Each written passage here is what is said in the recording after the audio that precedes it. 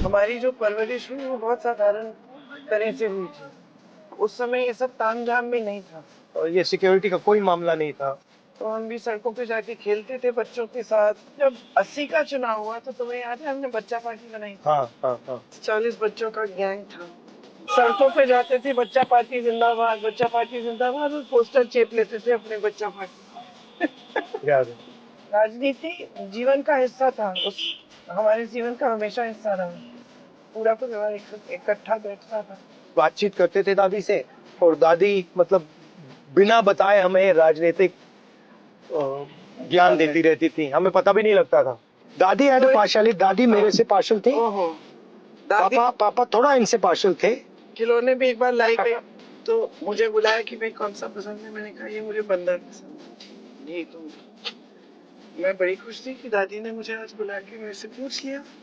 सच्चाई क्या थी, मुझसे पहले इनको बुला लिया था और पहले ही तय कर लिया इनके साथ 60 गांठ थी कि इनको क्या देना है। याद है जब दादी को अरेस्ट किया था? हाँ, मुझे बहुत अच्छी तरह याद है। हम दोनों लड़ गए, हम दोनों पुलिस वाले से लड़ गए थे कि हमारी दादी को नहीं ले जा सकते। टीयर गैस लगती थी, याद है? फिर दादी को जेल में जाके देखा। हमारा जो पारिवारिक रिस्पेक्ट है और रिश्ता है एक दूसरे से, वो सबसे जरूरी है। एक टाइम था जब ये केक बनाती थी, 24 घंटा ये केक बनाती थी और किसी ना किसी को ये केक खिलाती रहती थी। कुछ भी मीठा सामने दिख जाए तो रुका नहीं जाता। और मुझे सबसे ज्यादा चिढ़ तब होती है जब मैं कुछ खा रही हूँ और दोनों माँ बेटे मुझे बोलते बहुत ज्यादा खा रही हो, और मुझे देखते ही मुझे बोलता है मोटी मोटी हो रही हो। चिढ़ में चुप हो गई। इसकी फेवरेट जलेबी है, क्योंकि वो पापा की फेवरेट थी, इसलिए अरे इसकी वाह। फेवरेट है।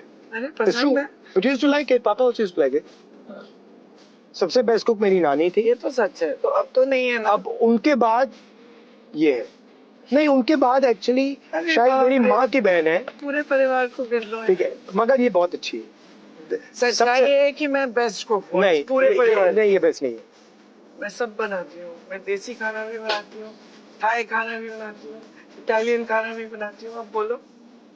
हमारी आर्ग्यूमेंट्स भी होती है, लड़ाई भी होती है, बट वो 15 मिनट, 20 मिनट, आधा घंटा छोटी छोटी बातों पे कभी हो जाते हैं। जैसे मेरी माँ के साथ मेरा चलता रहता है उनकी हेल्थ के बारे में। माँ बड़ी स्टबर्न भी है, वो कुछ करना चाहती है तो फिर रास्ता निकालेंगे, कुछ ना कुछ करके रास्ता निकाल दे। इंदिरा जी एक बहुत मजबूत शख्सियत थी। सोनिया जी बहुत दुख देखे, बहुत झेला और उभर कर आई राजनीति में, और उन्होंने बहुत संघर्ष किया, बहुत ही दृढ़ महिला रही। हमारी नानी भी बहुत दृढ़ महिला थी। जब आप पॉलिटिक्स करते हैं, अगर आप अपनी फैमिली की रिस्पेक्ट नहीं कर सकते, अगर आप फैमिली में रिश्ता नहीं रख सकते, तो आप उसके बाहर कभी नहीं रख सकते। अगर आप हर रोज अपने जीने में झूठ बोलोगे, पॉलिटिक्स में झूठ बोलोगे। तो इस चुनाव में ना आप अपना ध्यान मत भटकाने दें किसी भी स्तर पर।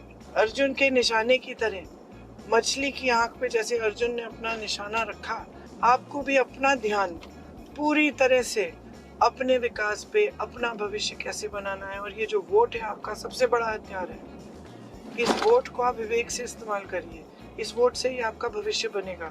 रायबरेली का बहुत जरूरी रोल है हिंदुस्तान की प्रगति में, हिंदुस्तान को डायरेक्शन देने में। उत्तर प्रदेश का राजनीतिक सेंटर, आइडियोलॉजिकल सेंटर सालों से रायबरेली रहा है।